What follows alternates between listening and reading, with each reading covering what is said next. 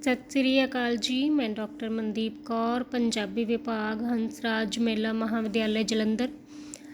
अज मुढ़ली पंजाबी दे विद्यार्थियों के सिलेबस का हिस्सा रिश्ता नाता प्रबंध है जो उहदे नाल जुड़ी विचार चर्चा करांगे।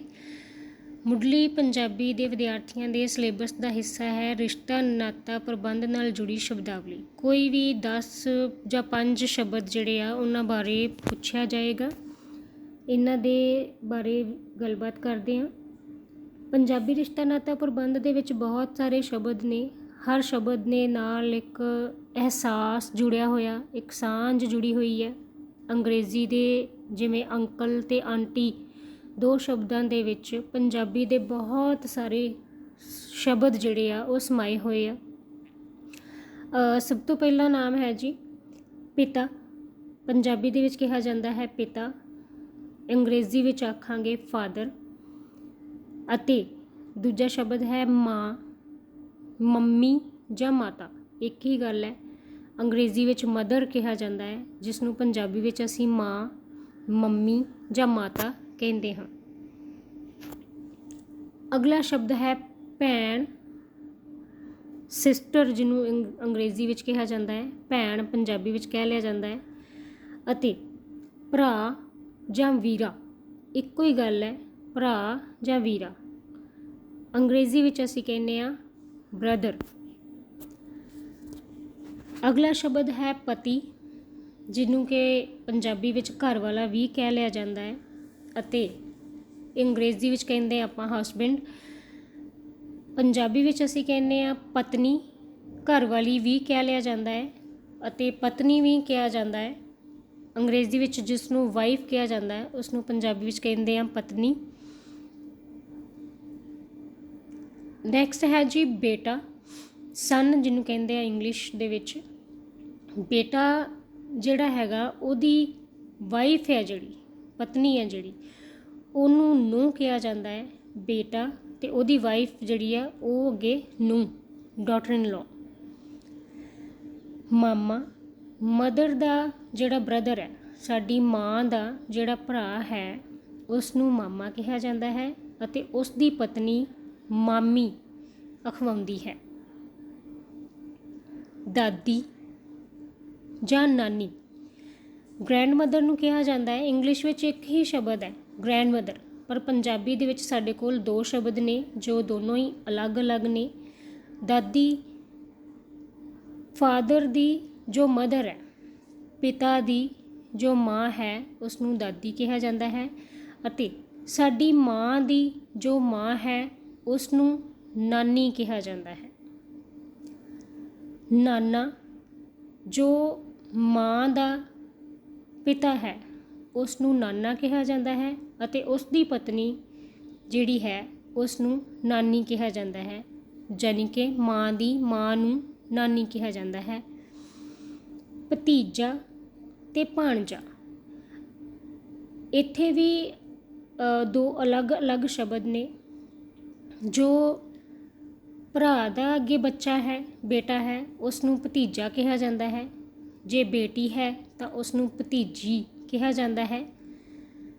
इसे तरीके दे नाल जे भैन दी अगे बेटी है तो वह भाणजी है, जे बेटा है तो वह भाणजा है।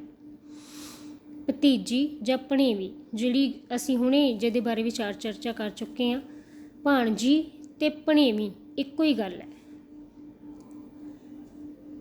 ताया ताई, फादर दे जो ब्रदर ने, पिता दा वड्डा भरा ताया, उहदी पत्नी ताई, पिता दा छोटा भरा चाचा ते उहदी पत्नी चाची। इसे प्रकार भूआ फुफ्फड़।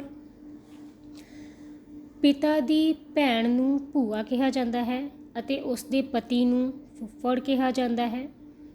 माता दी भैन है जो माँ दी जो सिस्टर है उसनूं मासी कहा जाता है अते मासी दे पति नूं मासड़ कहा जाता है। सस सहुरा, पति दी माँ है जो उसनूं सस कहा जाता है ਪਤੀ ਦੇ ਪਿਤਾ ਨੂੰ ਸਹੁਰਾ ਕਿਹਾ ਜਾਂਦਾ ਹੈ। ਜੀਜਾ, ਸਾਲੀ। ਜੋ ਸਿਸਟਰ ਆ, ਜੋ ਭੈਣ ਆ, ਭੈਣ ਦਾ ਘਰ ਵਾਲਾ ਜੀਜਾ ਹੈ। ਅਤੇ ਜੀਜਾ ਸਾਲੀ ਦਾ ਰਿਸ਼ਤਾ ਪੰਜਾਬੀ ਰਿਸ਼ਤਾ ਨਾਤਾ ਪ੍ਰਬੰਧ ਵਿੱਚ ਬੜਾ ਹੀ ਖੱਟਾ ਮਿੱਠਾ ਜਿਹਾ ਰਿਸ਼ਤਾ ਮੰਨਿਆ ਜਾਂਦਾ ਹੈ।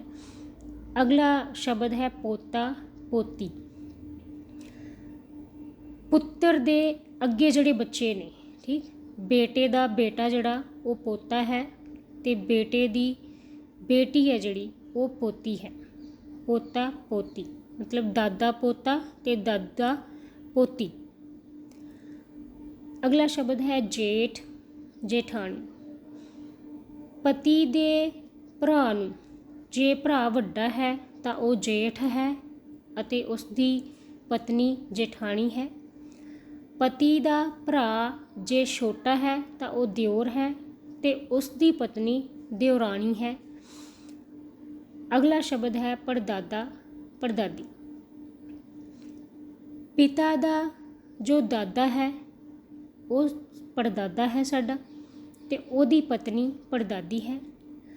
ਮਾਂ ਦਾ ਜੋ ਦਾਦਾ ਹੈ ਉਹ ਪੜਨਾਨਾ ਹੈ, ਅਤੇ ਉਸ ਦੀ ਜਿਹੜੀ ਪਤਨੀ ਹੈ ਉਸ ਨੂੰ ਅਸੀਂ ਪੜਨਾਨੀ ਕਹਿ ਦਿੰਦੇ ਹਾਂ।